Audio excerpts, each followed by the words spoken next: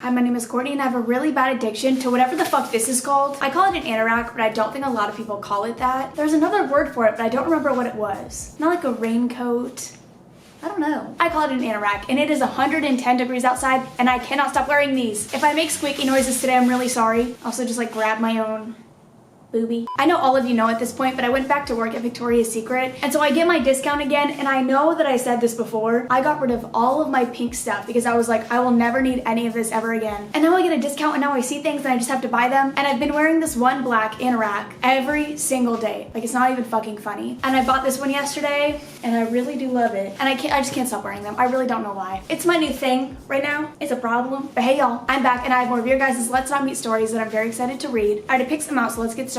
I really don't have anything to say. Actually, I do. This may or may not be my last video with an empty living room. I don't know if you guys could ever tell that there's like nothing going on in here. You're always facing my kitchen, so I guess you probably couldn't tell, but I don't have a couch and I don't have I really don't have anything going on. And I finally get my couch this week. I'm filming this video on Thursday. I've been really bad at filming and editing the day before, sorry. But I think I'm getting my couch either tomorrow or Saturday. Actually, I don't know when I'm filming my video for Sunday, so maybe I'm lying to you. I don't really know. Either way, this video or my next video will be the last one with a completely empty living room. So I'll finally have a couch and I get my entertainment center on Friday. I have to build that and I'm debating on whether or not I want to film it Friday tomorrow. And I'm very excited because they're both very cute and I will finally have a couch and I'm so excited. Okay, now let's get started. Let me get a drink though. Also, I probably shouldn't say this because I'm just asking for it at this point. I already have a new catfish and that video went up yesterday. That's fun. And this one, I'm pretty sure they're doing it just to piss me off at this point, and honestly, I think it's kind of funny. This one says 14 looks 24, so they're claiming I'm 14 this time, and they said I'm a dancer, which is very cool, and I'm from America. They're only following me though. I'm pretty sure they only made the account to like make me mad. I fucking hate you guys. But okay, I'm gonna get started, I'm sorry. So I'm gonna start off with a good one. This is from Emily, and this one says, to the guy who would whip his dick out on the bus,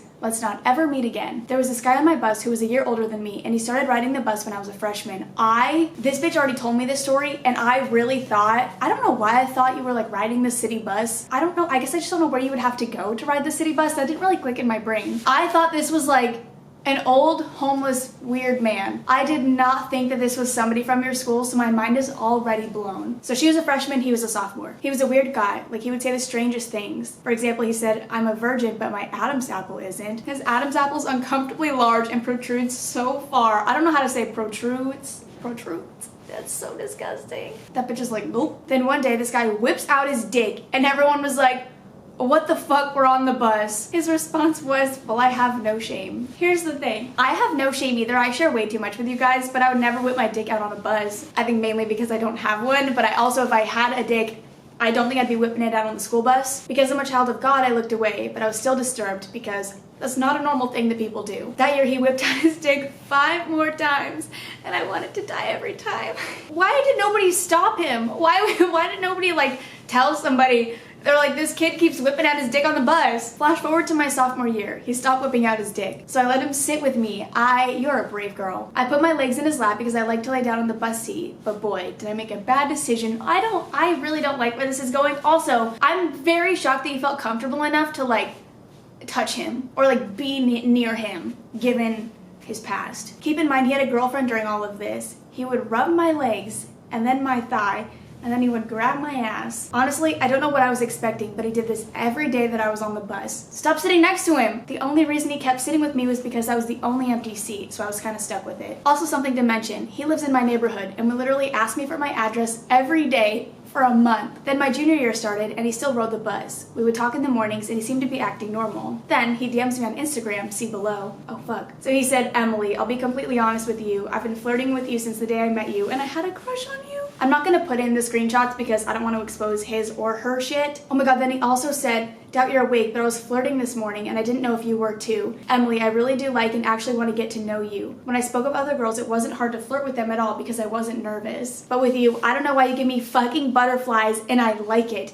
And don't, because I don't know what to say sometimes. I really hope you read this though. I really do have a crush on you. He had been requesting and unrequesting to follow me over and over and would even ask me about accepting the request on the bus. I ignored it and I pretended like nothing happened and continued our conversations in the mornings like we always did. One morning, he sat with me because I was the only empty seat. He brought up his DM and I was like, I'm the most innocent person ever. I have a 96 on the rice purity test and you're known for whipping out your dick. Like, I don't know about this. His response is, I have a 4 on the rice purity test. I don't know if you guys have ever taken that. I'm not gonna tell you my score because it's stupid, but literally the test just like asks you a bunch of like bad questions and then you just it decides whether you're pure or not. This man's got a 4. 96 is obviously really good. 100 would be like you're pure, you're a child of God, you are like a saint sent from heaven above. But a 4, that man is Satan himself whipping out his dick. We can add our scores together and it'll be 100.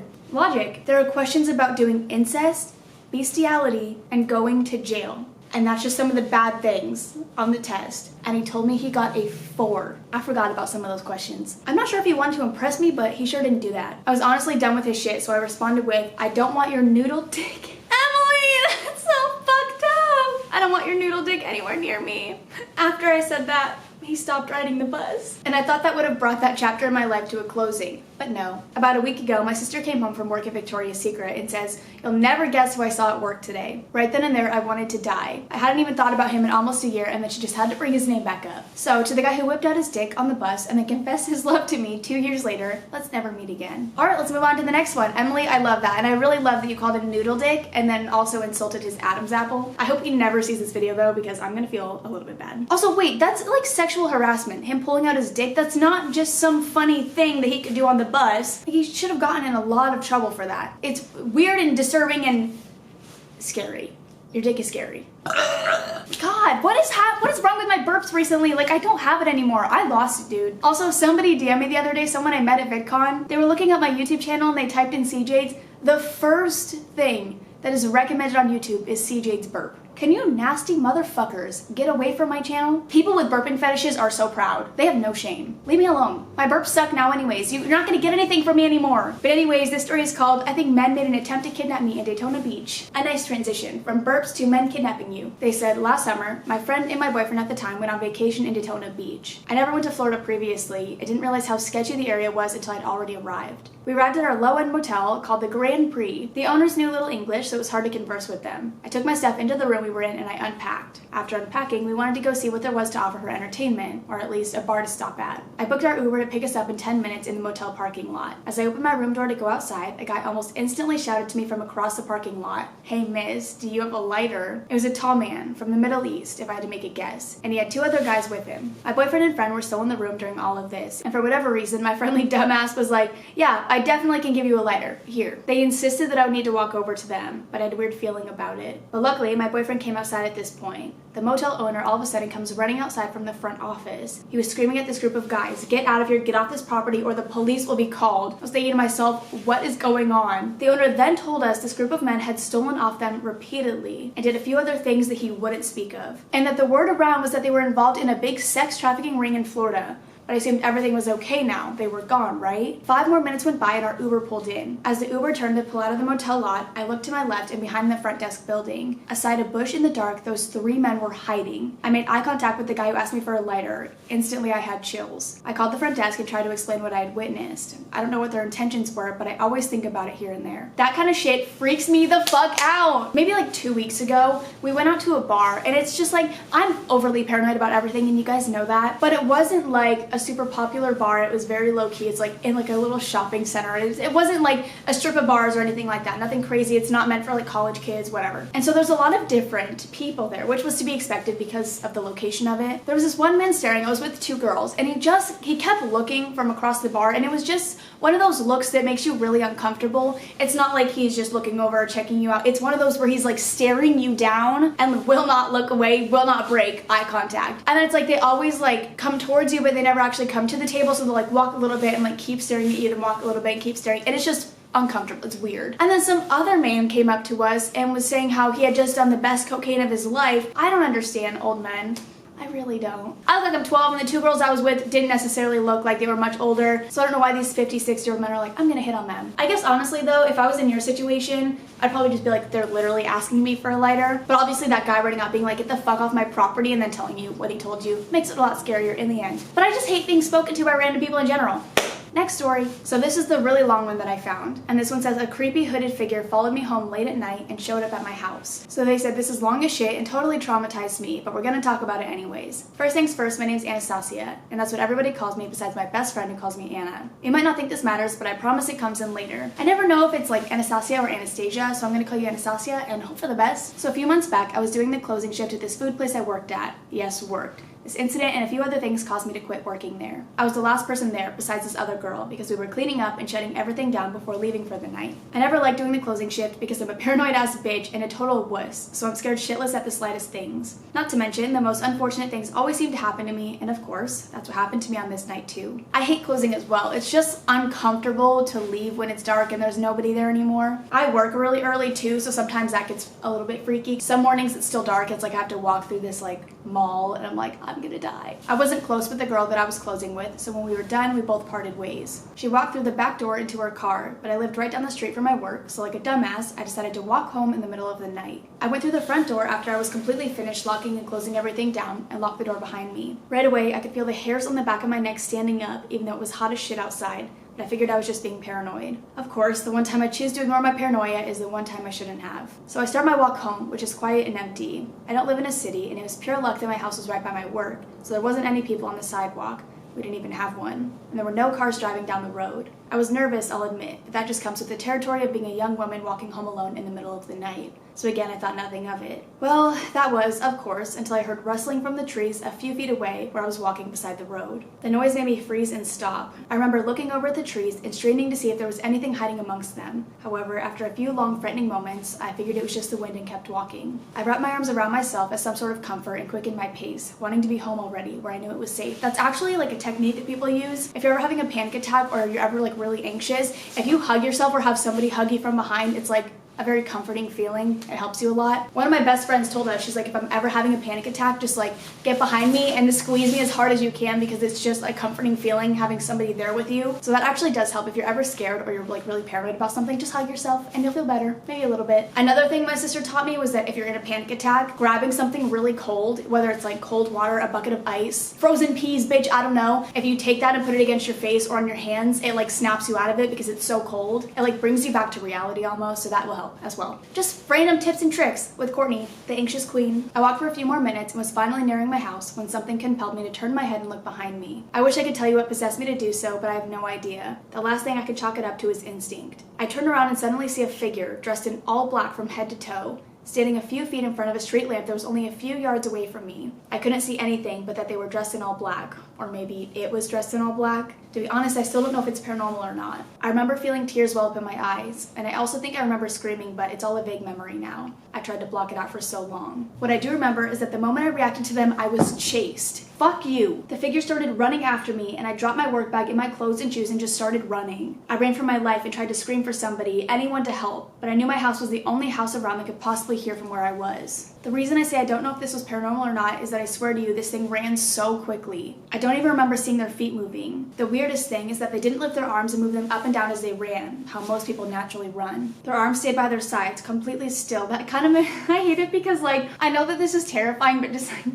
what I'm picturing in my brain is just funny. Sorry, I don't mean to make a joke out of your situation. They were so calm and unsettling, it didn't look natural. That was the most terrifying part to me. I got home in no time and was so relieved to see my parents' vehicle out front. I knew they would be in bed by now, but I wanted to cry in happiness just knowing they were home and they could take me out of this nightmare. So I ran with all my heart and went inside, slamming the door shut behind me and locking every lock. I went as far as to move the hutch right by the front door in front of it just to be sure. I screamed for my parents to get up and come to the living room while I ran around the house, locking every door. They were up in moments, running out to see what was wrong. Looking back, my dad was quite a sight. He walked out in boxers with one sock on, his hair a mess, and eyes mopey from sleep, a big ass bat in hand, ready to swing. I must have been quite the sight too. I was crying and freaking out, and they had to calm me down and get me to explain what happened, and the second I did, my mom was on the phone with the police. They said they were on their way, and I went to the bathroom after my parents sat there with me for a while and let me cry and calm down. I washed my face, and to my absolute terror, I looked out of my bathroom window and saw the figure there. I screamed and I heard a voice say, "Don't worry, Anna." Fuck, dude, are you fucking shut the fuck up? I'm literally never leaving my apartment ever again. I'm never going to work ever again. This is it. I, of course, fucking did and ran out of the room and back to my parents, breaking down and having a panic attack. My dad went outside with his gun and looked everywhere for whoever was out there but found nothing. He was still out there looking when the police got there and helped him search. They came in the house and spoke to me and searched everywhere for whoever this person or thing was for 30 minutes or so.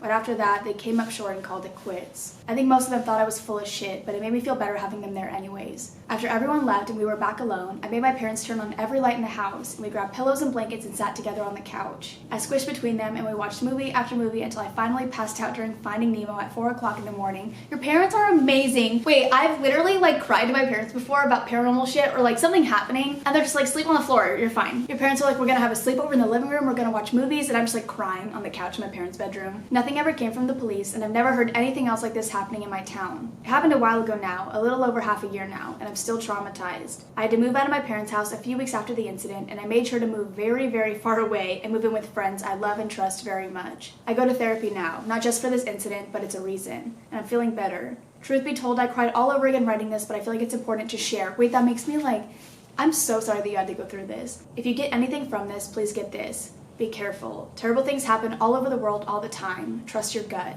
If you know you can be more careful in a situation than you are, take those measures and be more careful and safe. If people think you're being dramatic or paranoid, tell them it's better safe than sorry. You may look crazy to them at the moment, but you'll be happy you did what you did in the case, God forbid, something actually happened. I want you all to be safe out there and hope you are. I also hope you enjoyed my story and a tale from my life. I have many, many more if anybody wants to hear them. My life is sometimes, sadly, a little too chaotic when it comes to the paranormal or meeting creeps. Thank you for reading, and Courtney, if you're reading this, I hope it scared the shit out of you. It did! It really fucking did! And finally, to the creepy hooded figure that followed me and knew my name, let's not meet. I really appreciate the end message because that's what I was trying to emphasize in my video where I talked about what happened to me at Target. Whenever I say that, it just sounds really lame, but you guys know the story I'm talking about. I just feel like there's way too much stuff that goes on in this world, way too many horrible things, and I just want you guys to be safe and be smart. I know I joke about me being paranoid and dramatic, but honestly, I would much rather be paranoid and dramatic than something actually happen to me. So please look crazy as long as it means that nothing happens to you guys, because I love you way too much for anything to happen. But that's all I'm gonna read for now. Thank you to everybody who has shared their stories with me. If you have any other stories that you would like to share, please put them on the subreddit. I'll have it linked down below. Also, Anna, send me your other stories. I know you mentioned that. I want to hear them. I want to hear all your stories. Thanks for scaring the shit out of me. These are always interesting too because it's either something we can laugh at and it's written in a funny way, or it's that where it's actually traumatizing. But anyways, I love you guys. I will see you in the next one. Bye.